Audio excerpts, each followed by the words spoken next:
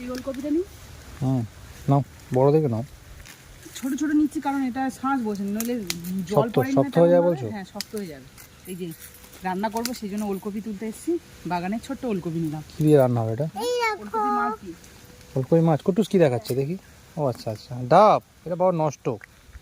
দুটো ওলকপি নিয়েছি আর পালং নেবো। বাগানে সবজি থাকলে দেখেছো তো কত সুবিধা। তো এবছর অনেক কম হয়েছে, এবছর আরও ওলকপি তো দেওয়া হয়নি। এদিকটা পুরো পড়েই আছে সাইডটা। আমাদের কিছু কিনে নিয়ে আসা হচ্ছে আর কিছুটা ওই বাগান থেকে তুলে নিই, সব রকম রয়েছে। তো চলো দুটো পালং তুলে নিই। কোনটা থেকে নেবে পালং? কোনটা থেকে নেবে, বড়টা থেকে নাকি? বাবা তুলে দিয়েছে। আর গরম পড়ে গেলে পালংয়ের এবার পোকা ধরে যাবে, দেখতে পাচ্ছি পালং কি অবস্থা, পোকা ধরে যাচ্ছে। হালকা গরম পড়েছে ওতেই দিন। দুটো চারটে তরকারির মধ্যে ফেলে দিলে এর যেটা আমার তো ভালো লাগে। হ্যাঁ, আর তরকারির টেস্টটাও দারুণ। হ্যাঁ, একটা আলাদা স্মেল চলে আসে পালং। পুরো বড় বড় হয়ে গেছে, খারাপ লাগবে না।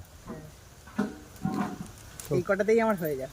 দুটো বেগুন আছে বেশ সুন্দর, কিন্তু তার মধ্যে থেকে একটা নিচ্ছি চচ্চড়ির জন্য। আজকে রান্নার জন্য আমার এই সবজিগুলোই লাগবে।